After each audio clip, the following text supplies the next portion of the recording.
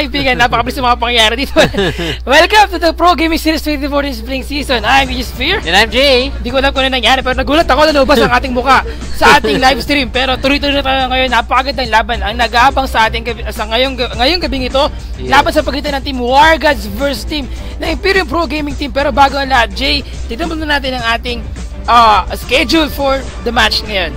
And so basically today will be a best of 3 between Wargods and IPT. Of course, the first game will have Wargods on the blue side and IPT on the purple side. In the second game, they will be switching sides. And if ever we do reach a game 3, it will be blind pick mode para walang advantage dun sa pagpili ng champion tsaka sa banning. So, alright, so moving forward, so this is going to be a best of 3 to determine who will be number 1. As we can see, the team standings, both Imperium and Wargods have earned a total of 11 points throughout the split. And this cost a tie, and now this is the games that we will determine who is the number 1. Yes, mga kaibigan, sa ating standings ngayon, knowing na both the teams dito, Imperium and Wargods having the 11-11 score, they have to win this game. Kung sino ang mananalo talaga dito, they will be the champion of the Pro Gaming Series 2014 Spring Season. That's Next right. season, tignan natin kung sino ang mananalo na naman.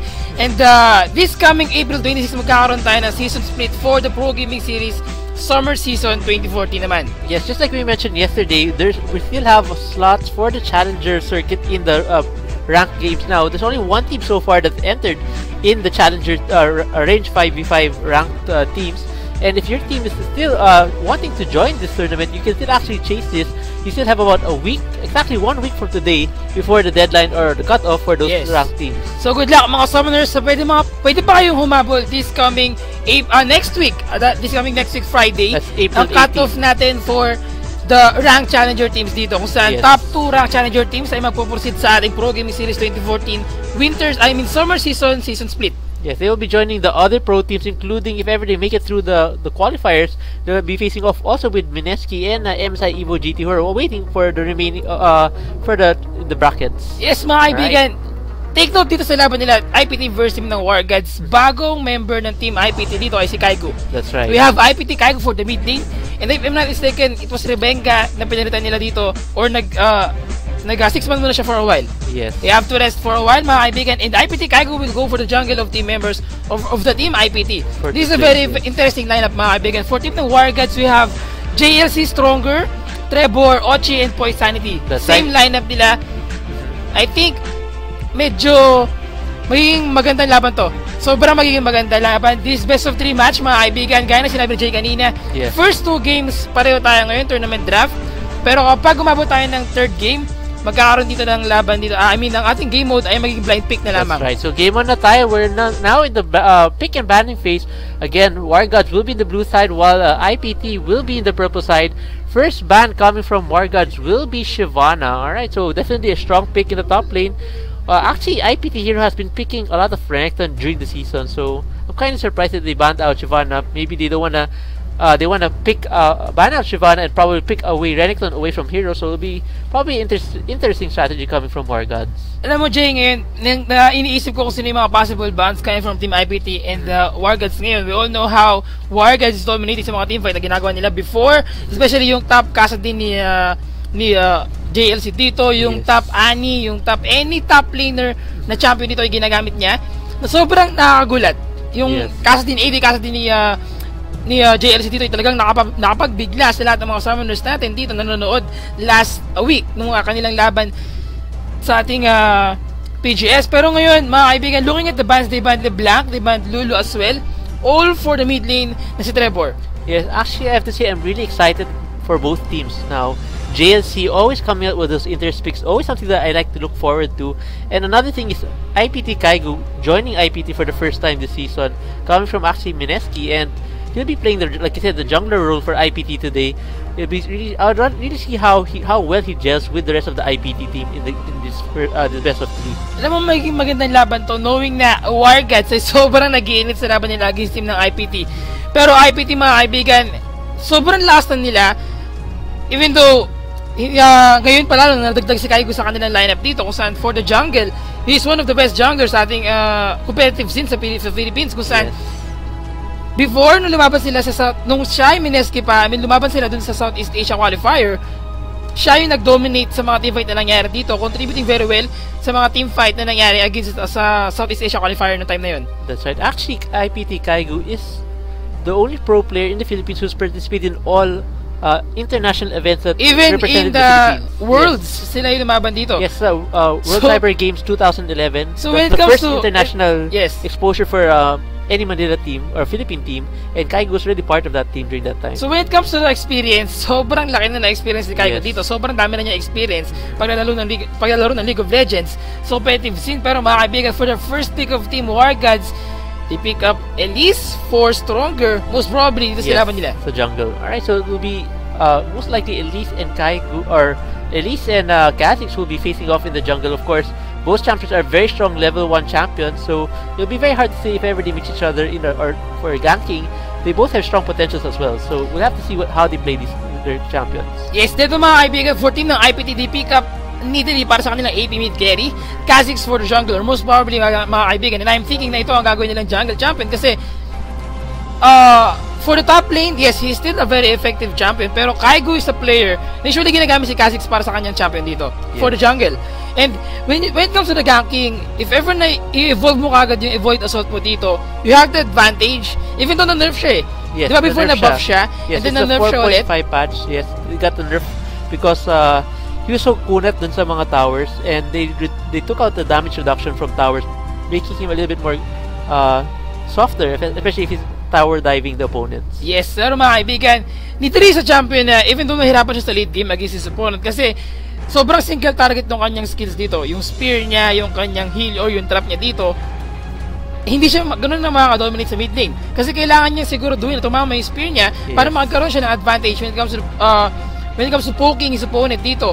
And unfortunately, kailangan mo masigurado na tumama yung spear dito. And kung maraming minion, mahirapan kung tumama yun. So, kailangan nyo umabot ng level 6 muna at magkaroon ng Cougar form bago siya mag-umak or magkaroon ng advantage na rin in phase, having those skills mag-burst down ng isang champion dito. That's right. Sa kanyang kalaban, mga kaibigan, I am thinking na kukunin nila dito si Ziggs. Wargods got Ziggs for the AP carry mid, yes, of Team Wargods dito.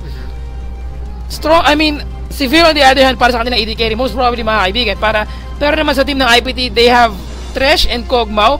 Do you think Kog'Maw will go to the AD carry or possible din na gawing AP carry siya dito? I think he'll stick to the AD carry. I feel like most likely Nidalee will be their mid laner. Their last pick most likely will be the top laner for IPT. So IPT Hero will have his choice of picks. Most likely, there we go. JLC going back to his famous Jack. Let's see if they'll lock this in. Kyle is actually not a bad pickup for them, but since they don't really have any tanks, JLC, at least of course will be like a soft tank. He could do, although in the late game he still falls off being a tank, so definitely the Jax pickup would be a good choice for them. Yes, Jax champion na ginamit before. I think it was the first game ng team ng item ng Wargods dito. Ginamit niya in the top lane. It's sobrang naging effective dito with a speed push. Pero mga kaibigan, Wargods pick Annie for their champion dito, and that was really shocking. I mean, it's shocking in the sense na it's not surprising that GLC did it because we've seen him do it once and he did really well. But looking at their lineup, it's a hit or miss for them. If they don't do well in their engages, they're gonna have a hard time. I think this champion is a very risky pick for them.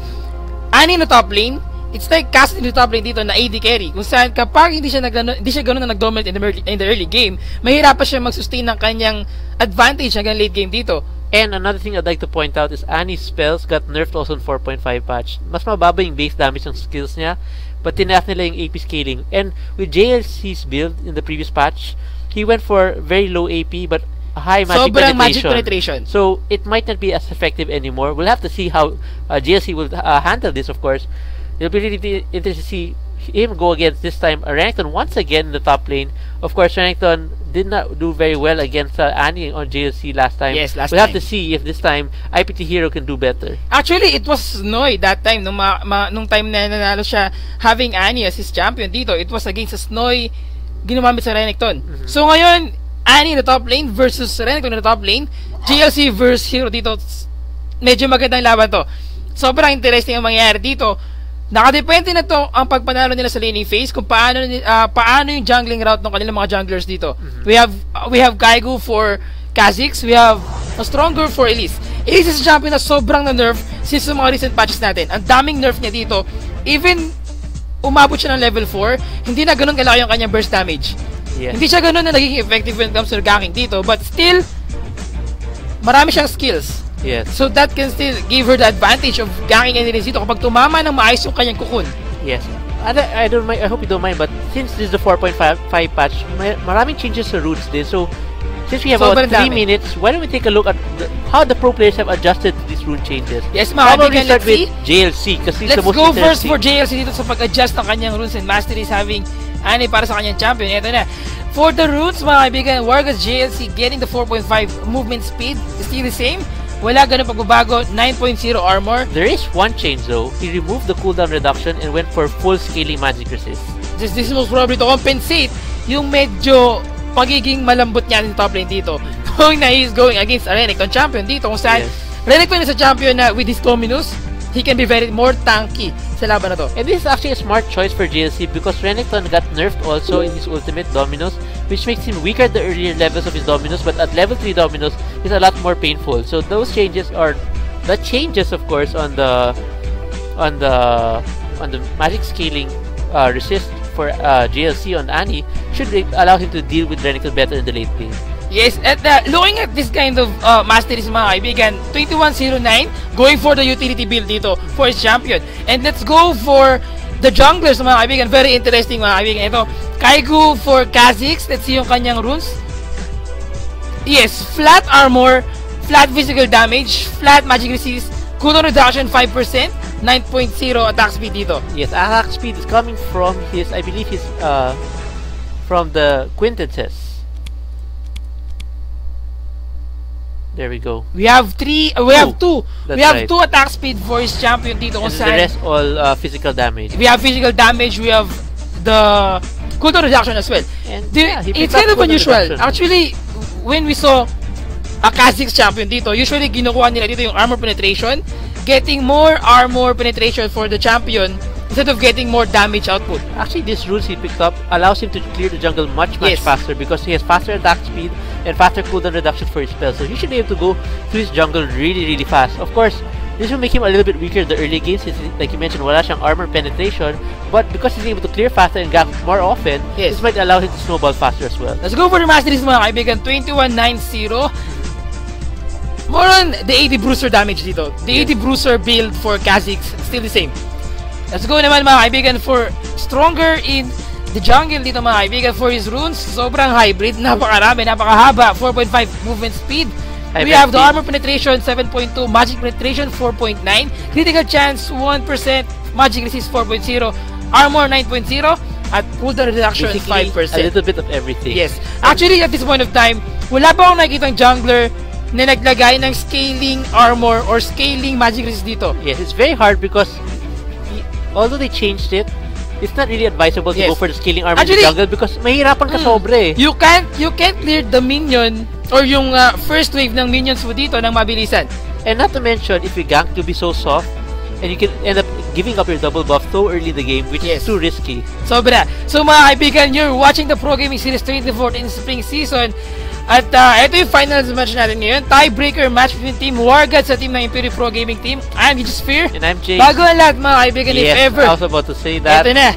If ever namulan ka ng RP pambili ng skins mo, gusto mong bumili ng bagong champion, pero wala kang skins, wala kang pambili, wala kang cash ngayon, pero may load ka. Also, tinatamad ka lumabas ng bahay mo. Just visit, mga kaibigan, ng epins.gamex.ph and then after na mamili ka ng game na nilalaro mo, you are playing League of Legends, and after mo piliin yung League of Legends, just enter your mobile, una bago mo lagay yung mobile number mo, syempre, after mo piliin yung game, mamimili ka muna ng denomination mo. Halimbawa, gusto mo ng 50, 100, gusto mo ng 20 na RP dito. And then, after mo piliin yung denomination, just click add to cart. After mo click yung add to cart, you're about to enter the mobile number, yung mobile number mo na ginagamit. Syempre, para lamang to Smart, TNT, and Sun Cellular subscribers. That's right. Ngayon, after mo gawin yun, marireceive mo yung confirmation code sa yung mobile number, send it to 3161, and after nun, magkakaroon ka na ng RP mo. That's right. So actually, we're in-game already. Nakapost lang yung game. Probably should do some minor adjustments. So I'd just like to announce, while we're waiting for to resume the game, that Razer has now a new promo. So of course, Razer is also one of our sponsors this PGS season. Razer. So Razer is now having a Razer Game Booster monthly giveaway. Now it's really simple to join this. All you have to do is go to razerzone.com/gamebooster-lol.ph. Yes, ulitin ko mga kaibigan, bago lahat, ulitin ko muna, razerzone.com/gamebooster-lol-ph. Yes, and then download and install the software. As soon as you're done doing that, create your Razer ID using a valid email. This is very important to use a valid email so you can claim your prizes. Then after that, go to the website once again, which is of course, like GSP reminded us, razerzone.com/gamebooster-lol-ph, and input your Razer ID email and Razer ID password. And then after you go there, you're automatically qualified for the giveaway. They'll be giving away Razer Black Widow keyboards, Pulsefire, Ezreal skill, Aether Wing Kill, at napakarami pa mga kaibigan. Para sa right information, i-visit nyo lang ating razerzone.com/gamebooster-lol.ph at ano lahat ng information. Game muna tayo ngayon. Tuloy-tuloy na tayo sa laban sa pagitan ng team Wargods versus team ng IPT. At eto na, 5v5 match. Still pareho, parang GPL lang mga kaibigan. Kanya-kanyang kantayan ng kanilang slot sa mga bushes at naghihintay ng ganks or ng invades from the other teams. Yeah, so basically both teams playing very defensively. As you can see, there's just a line protecting their side of the jungle. No action yet. I don't see a plan. There won't be any early or even late invades coming from both teams. So it'll be just a standard start from both teams. Probably, yes. I expect in the second game a little bit more action, if ever, especially depending on how this game turns out. Yes mga kaibigan, at this point of time, Wargods first team ng IPT, napakaganda ng lineup nila dito. For the team of Wargods, they're all about the crowd control. They have more crowd control than damage output that they can do against their opponents. But still, sobrang balance ng lineup nila dito. We have the damage output coming from Trevor, the burst damage, the AoE damage, the stun coming from the T-Burst of Annie, the stun coming from the Cocoon, also disabled the Dark Bind coming from Morgana dito, which is very effective for their team. If ever na makahuli siya na kahit sino champion, they can just burst them down and kill a champion dito for team ng IPT. For team naman ng IPT, we have slight of a tanky lineup for their team and an assassin as well.